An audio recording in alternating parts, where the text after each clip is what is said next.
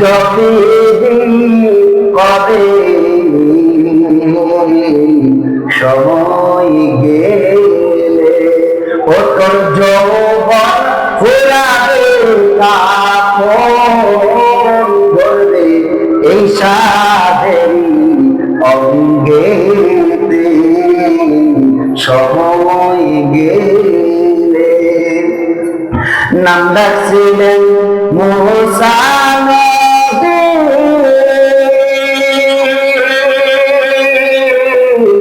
মাওলা দেখতে চেয়েছিলেন রে। নাম জপছিলেন মুসা নবী,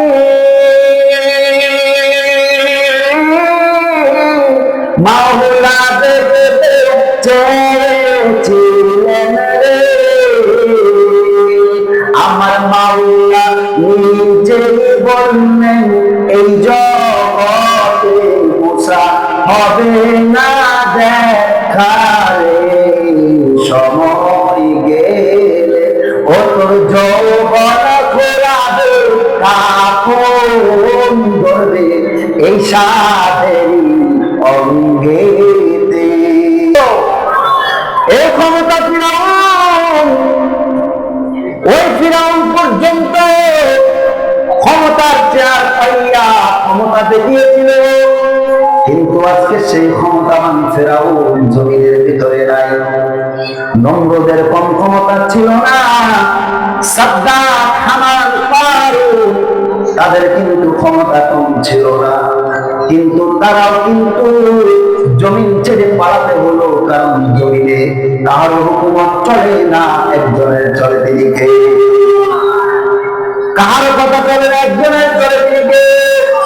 যিনি আসমান ও জমিনের মালিক। আসমানের মালিক আমার আল্লাহ, জানা যায় যে জমিনের বাসিন্দা। তোমাদের কারো ক্ষমতা নাই, ক্ষমতা হলো আমি আল্লাহ, আর আমি আল্লাহ যা পারি দুনিয়ায় কেউ তা পারে। বলেন না কেন পারে কে?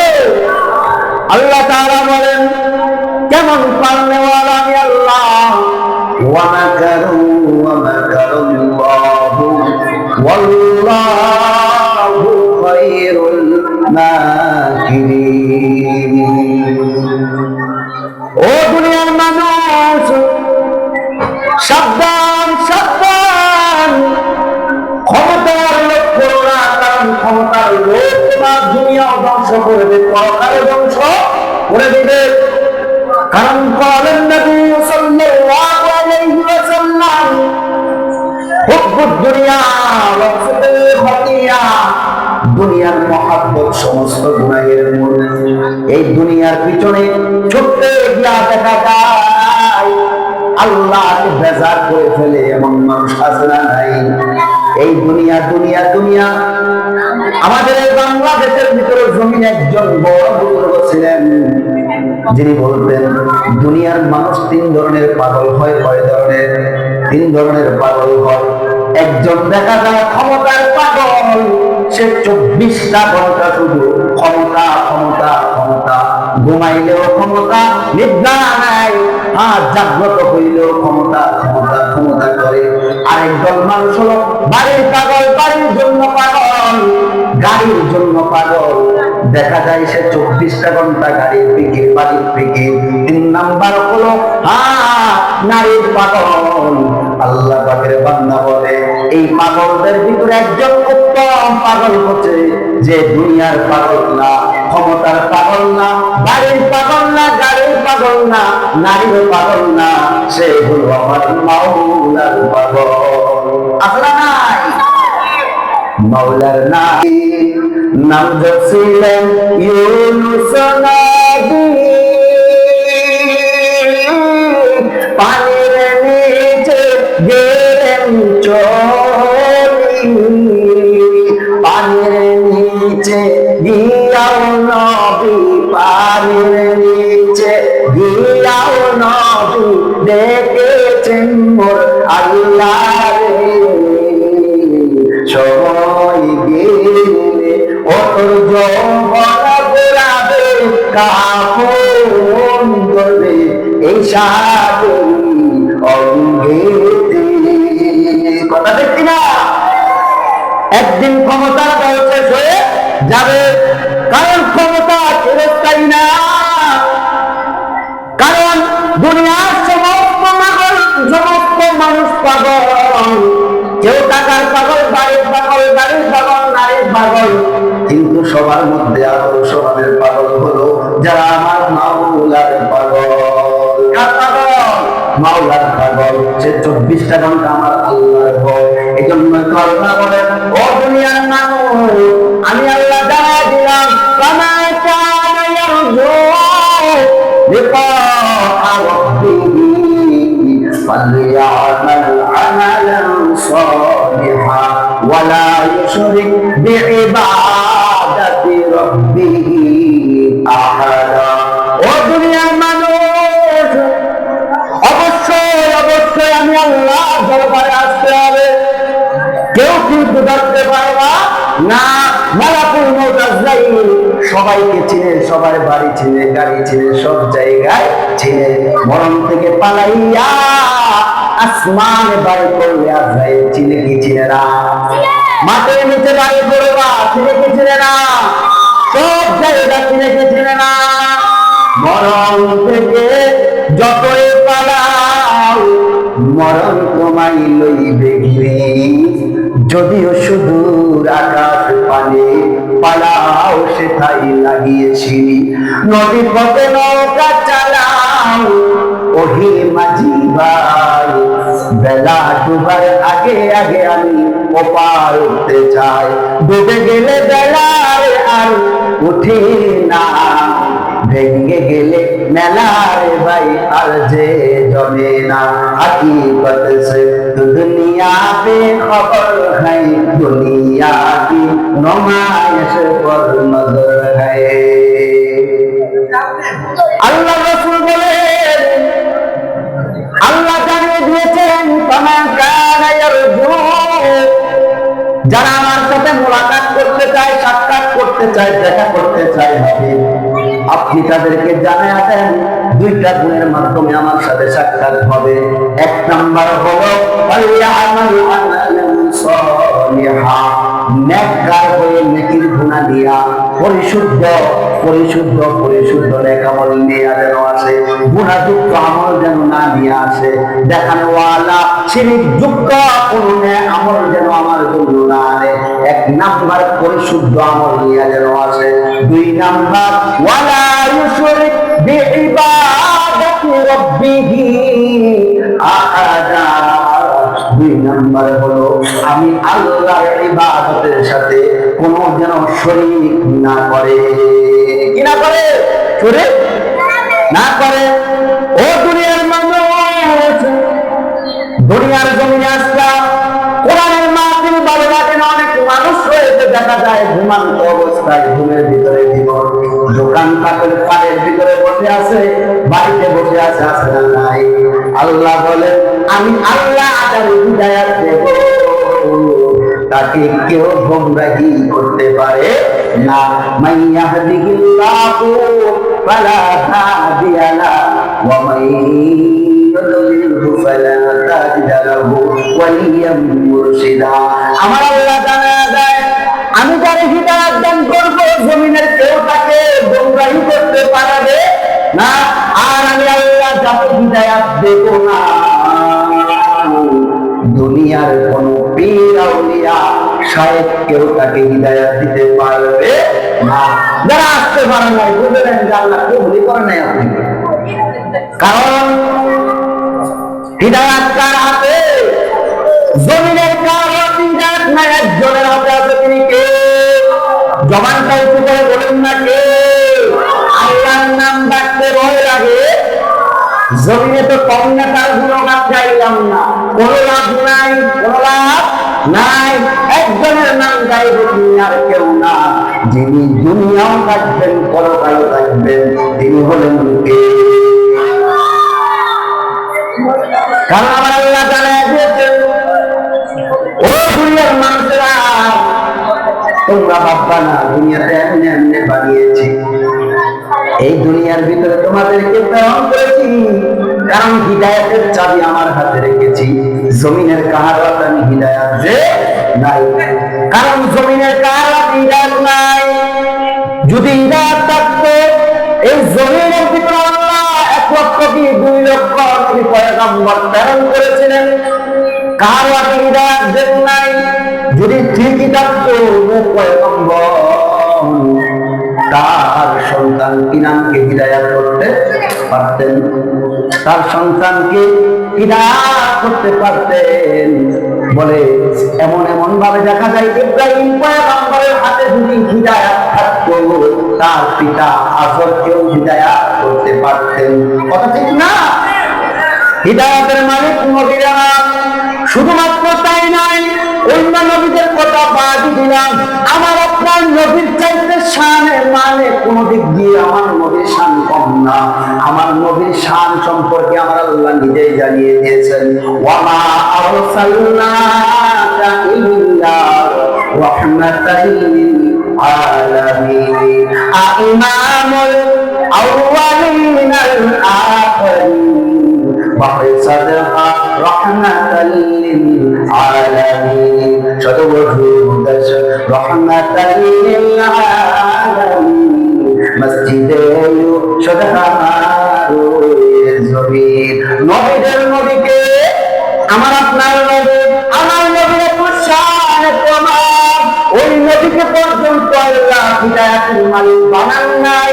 যদি হিদায়াতের মালিক আমার নবী যদি হইত, তার আপন চাচা আবু তালেব, যে আবু তালেব এত যত্ন এত মায়া এত ভালোবাসতেন, সেই আবু তালেব যখন মৃত্যু শয্যায় উপনীত, আবু তালেব মৃত্যু শয্যায় উপনীত, পাশে ভাতিজা মুহাম্মদ দাঁড়ায় আর ডাক দিয়া বলে, আমার চাচা যান,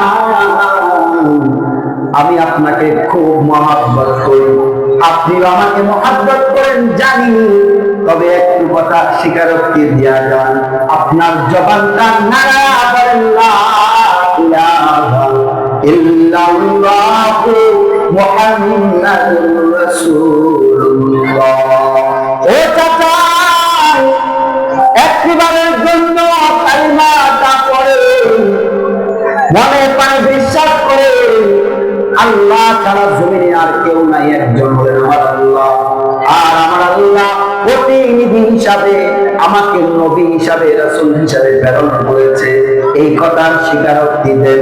যদি চাচা আপনি স্বীকারোক্তি দেন, আমি মুহাম্মদ কাল কিয়ামতের ময়দানে আল্লাহর কাছে সুপারিশ করে আপনাকে জান্নাতি বানায় দেব। সুবহানাল্লাহ।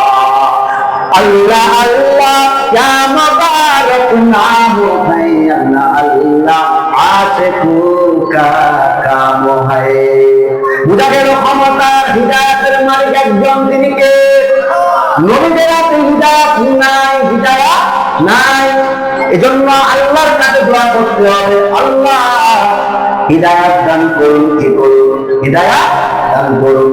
আল্লাহ তাআলা জানায় দেয়, বান্দা জমিনে আমি আল্লাহ প্রেরণ করেছি তোমাদেরকে কিসের জন্য?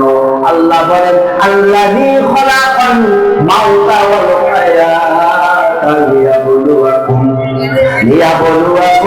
আইয়ুকুম আহসানু আমালা ওয়া হুয়াল আজিজুল গফুর। আমার আল্লাহ জানায় দেয়, ও হাবিব, আপনি আপনার উম্মত আমার বান্দাদেরকে জানায়া দেয়, ভালো করে জানায়া দেন, আমি আল্লাহ দুনিয়াতে প্রেরণ করেছি, দুইটা জিনিস সৃষ্টি করেছি। এক নাম্বার হলো হায়াত, 2 নাম্বার মৃত্যু। হায়াতের পরে মৃত্যু অবশ্যই অবশ্যই আসবে। প্রত্যেক প্রাণীকে মৃত্যুর স্বাদ আস্বাদন করতে হবে। ঘোষণা দিয়েছেন কে? কুল্লু নাফসিন যায়িকাতুল মাউত। প্রত্যেক প্রাণীকে মৃত্যুবরণ করতে হবে, ঘোষণা দিয়েছেন আমার আল্লাহ। তাহলে বোঝা গেল দুনিয়াতে প্রেরণ করছেন অবশ্যই অবশ্যই আল্লাহ ধরবেন কিসের মাধ্যমে? মৃত্যুর মাধ্যমে। মৃত্যুর হাত থেকে পলায়ন করতে পারবো না। আল্লাহ জানায় দেন কেন প্রেরণ করলাম? লিয়াবলুয়াকুম, তোমাদেরকে পরীক্ষা করব, আইয়ুকুম আহসানু আমালা, তোমাদের মধ্যে নেক আমল কে করে এই জিনিসটা আমি আল্লাহ দেখব। আল্লাহ বলেন দুনিয়ার মানুষ দিলের কানটা লাগায়া শোন, আমি আল্লাহ দুইটা জিনিস সৃষ্টি করেছি, একটা হলো জান্নাত আর একটা হলো জাহান্নাম। তোদেরকে আমি আদর যত্ন করিয়া বানাইলাম জান্নাতে দেওয়ার জন্য, আমি কোন মানুষকে জাহান্নামে দেওয়ার জন্য বানাই নাই। তারপর আল্লাহ বললেন ওয়ালাকাদ যারানা লিজাহান্নামা কাসীরান মিনাল জিন্নি ওয়াল ইনস, অধিকাংশ জিন এবং মানুষ কোথায় যাবে? অথচ আল্লাহ বললেন তোদেরকে আমি এত মায়া এত যত্ন করে বানাইলাম। আর কয়টা বলবে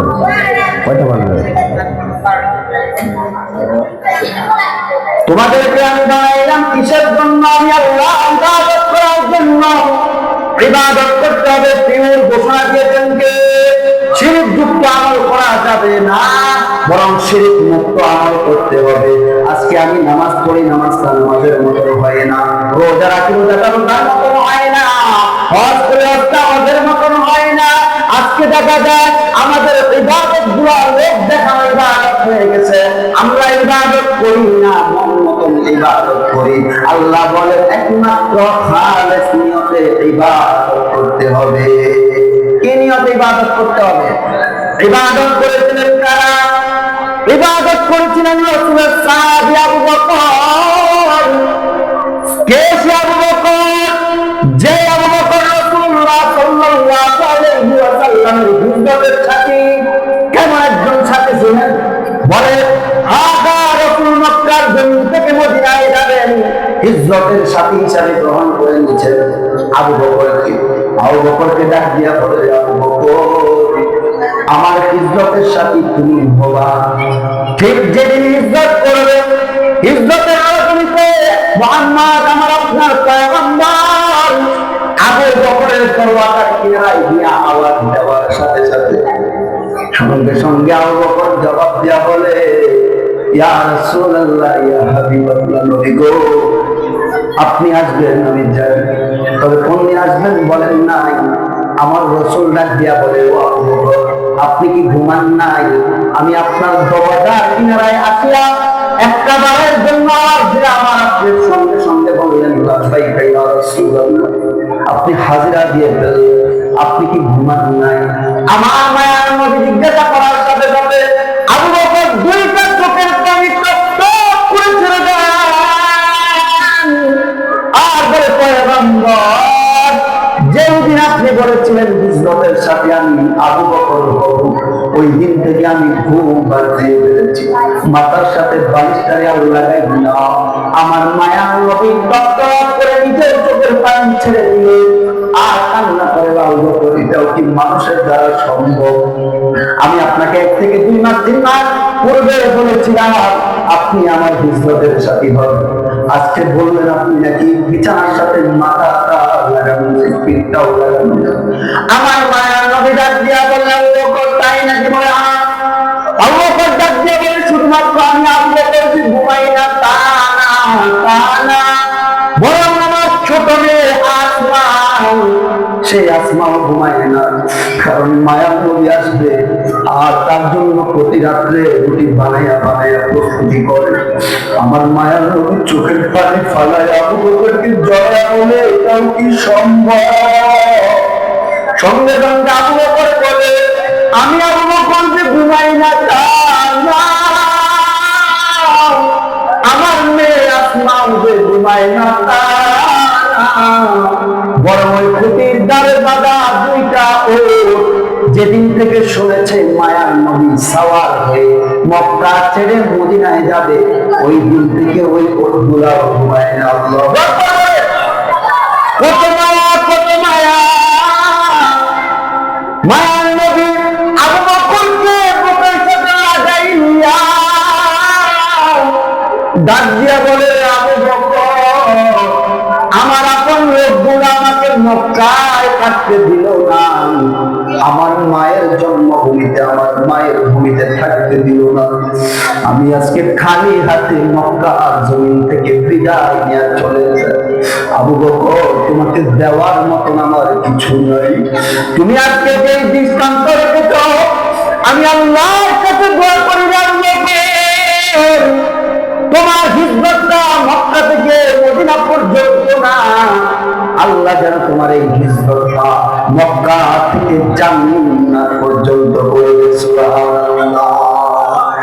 ইমামুল আউয়ালিন আল আখিরিন ফাখরে সাদাকা রাহমাতাল লিল আলামিন। কেমন সাহাবী ছিলেন? জান্নাতি 10 জন সাহাবীর ভিতরে একজন সাহাবী ছিলেন আবু বকর।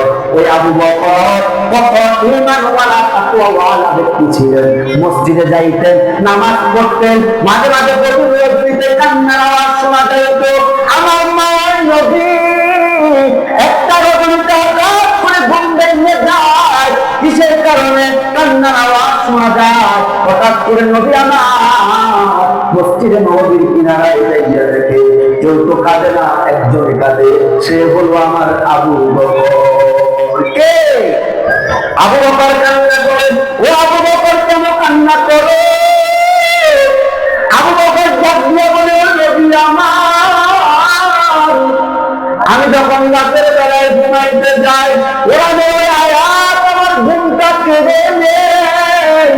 ওই আয়াতটার কারণে আমি আবু বকর ঘুমাইতে পারি না। মায়ার নবী ডাক দিয়া বলে, ও আবু বকর, কোন আয়াতের কারণে আপনি ঘুমাইতে পারেন না? আবু বকর বলেন, আল্লাহ যে বলেছে ইন্নাল্লাহা আশতারা মিনাল মুমিনিনা আনফুসাহুম ওয়া আমওয়ালাহুম বিআন্না লাহুমুল জান্নাহ। আমার আল্লাহ যে বলেছে, ও দুনিয়ার মানুষ, মুমিন, তোমাদের সাথে আমি একটা ব্যবসা করব। কি করবো? ব্যবসা করবো। কিসের ব্যবসা?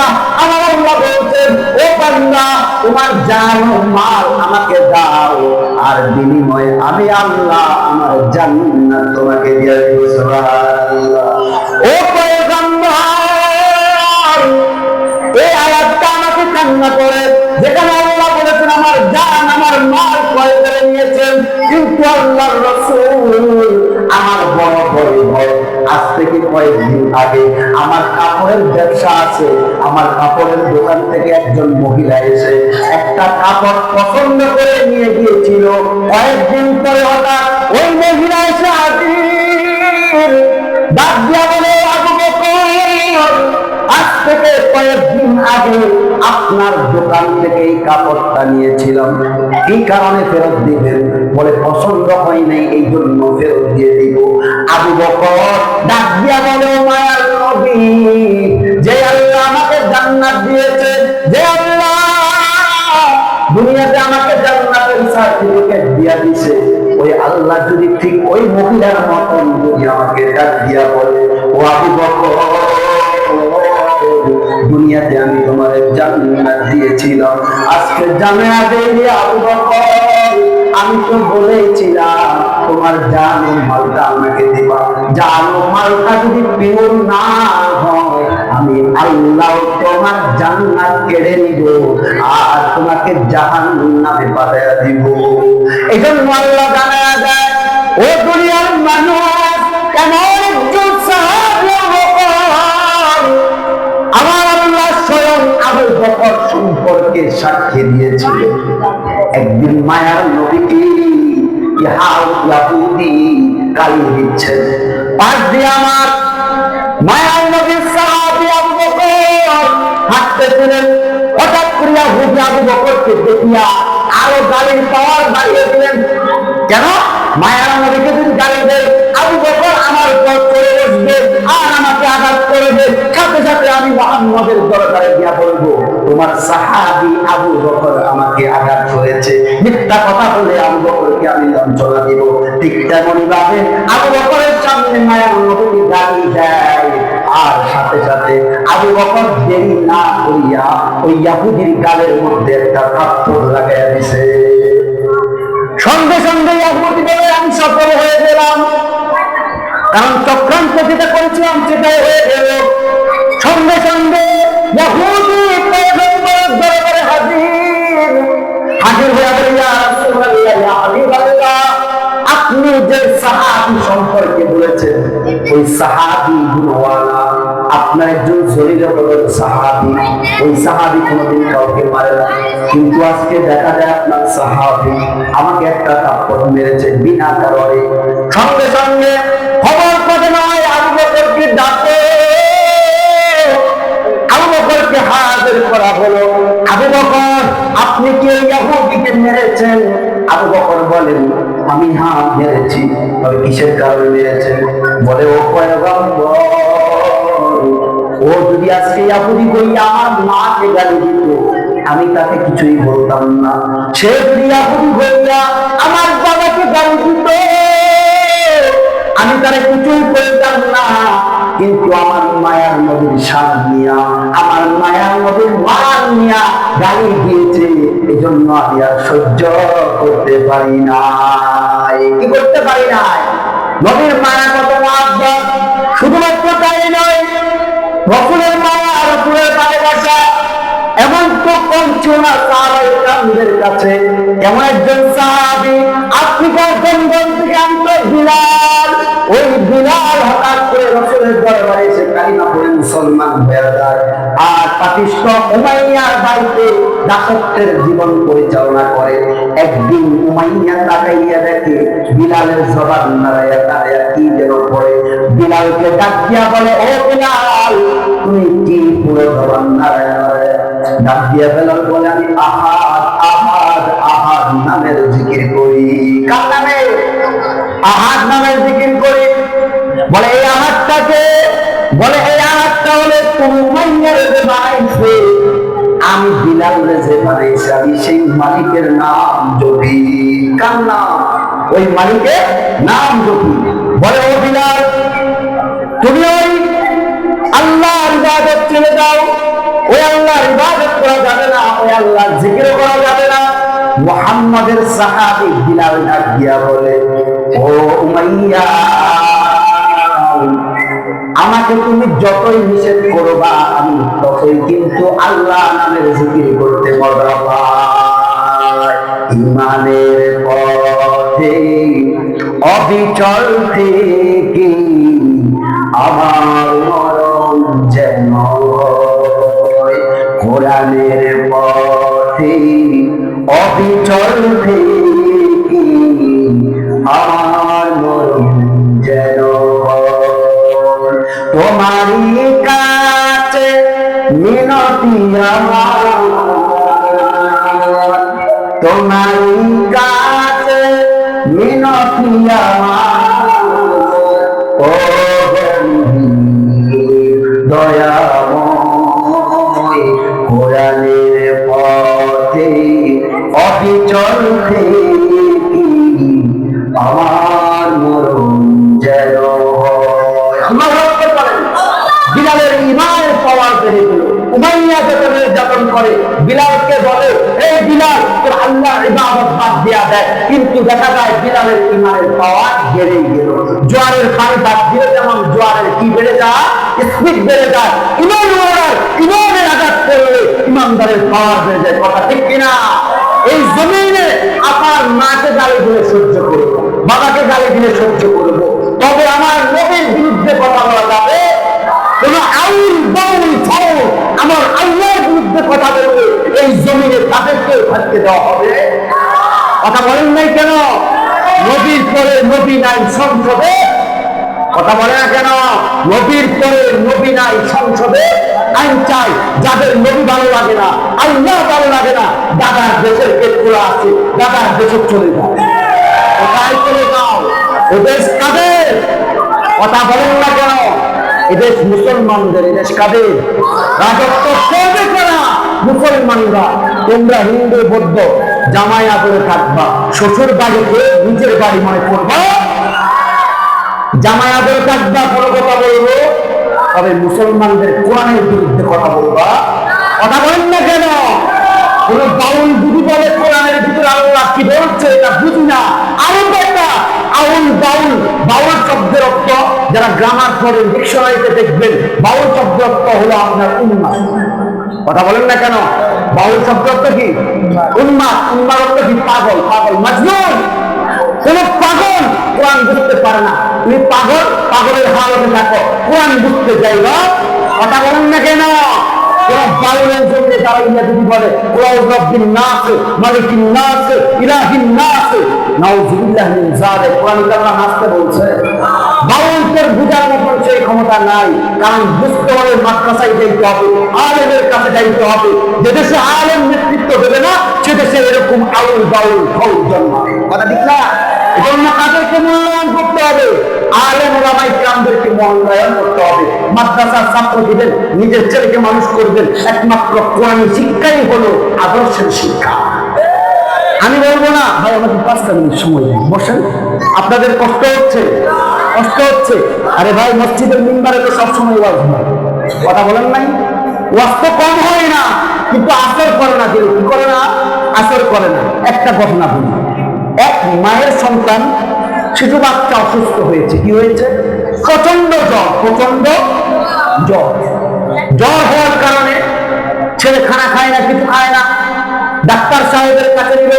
ডাক্তার সাহেব বলল এই ঔষধগুলা 3 বেলায় 3টা খাওয়াই দিবেন। কয় বেলায় কয়টা? তবে ওষুধগুলা বেশি তিতা। বুঝেন নাই মনে হয়? জ্বরের ওষুধগুলো একটু তিতা ছিল। সন্তানের কাছে নিলে সন্তান খায় না। হঠাৎ করে বাবার কাছে ফোন করে বলল এই সন্তানের বাবা আসার সময় হাজের মিষ্টি নিয়ে আইছো। কিসের মিষ্টি? কিসের কারণে? আপনার সন্তানের জন্য। আপনার সন্তানকে মিষ্টির ভিতরে একটা করে জ্বরের ঔষধ দিয়া দিব, সে খেয়ে ফেলবে। ঠিক মিষ্টি নিয়ে আসলো, আম্মা জান বুদ্ধি কইরা হ্যাঁ মিষ্টির ভিতরে কি ঢুকাইয়া দিছে? জ্বরের ঔষধ দিয়া দিছে। মনে করছে সন্তান খুব মজা কইরা খাইবে। মা দিয়া পালাইয়া যায়, মা দিয়া সইরা যায়। সইরা দিয়া একদিন পর জিজ্ঞাসা করলো ও সন্তান আমার, তুমি কি মিষ্টিগুলা খাইছো? বলে মা মিষ্টি কি ফালাইবার জিনিস?